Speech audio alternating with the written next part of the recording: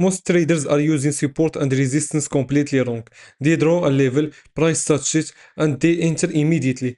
Then they wonder why they keep losing. So in this video, I'll show you the biggest mistake traders make with support and resistance and how to avoid it.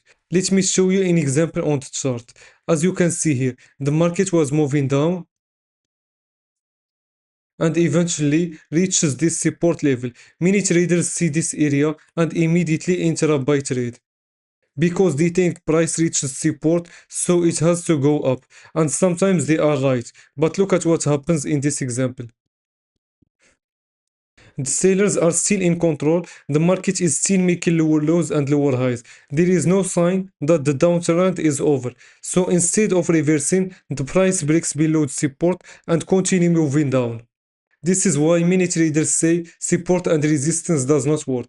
But the problem was never the level. The problem was entering before the market gave any confirmation. A support or resistance level only tells you where something important might be happen. It does not tell you what will happen. Now let me show you another example. As you can see on the chart, this level has been respected multiple times. The price touches this area more than 3 times. 1, 2, 3 and 4.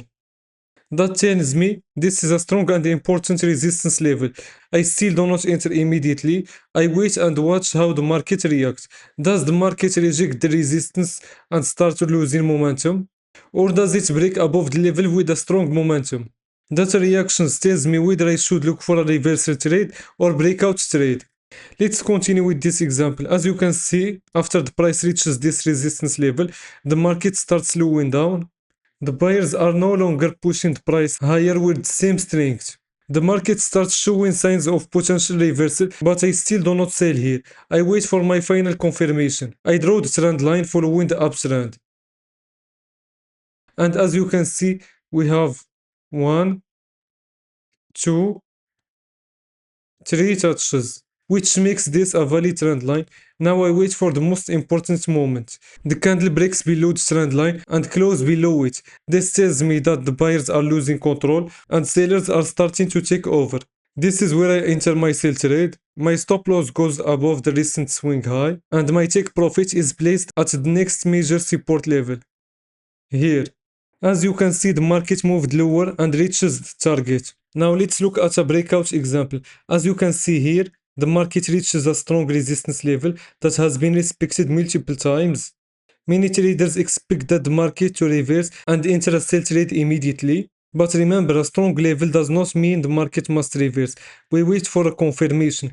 In this example, we can see the buyers are still strong. Eventually, the market breaks above the resistance with a strong bullish candle and close above it.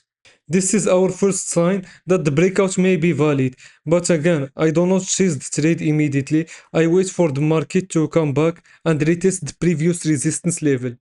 Now this old resistance is acting as a new support.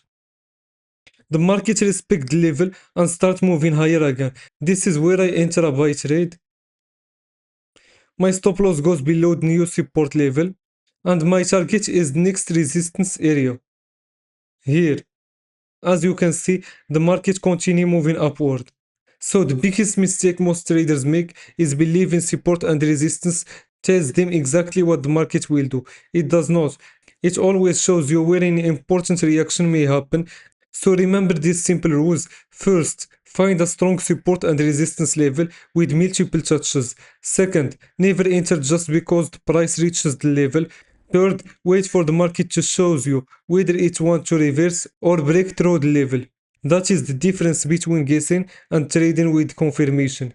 If you found this video valuable, make sure to subscribe because I will continue sharing real trades, powerful trading strategies, and the biggest mistakes that traders need to avoid.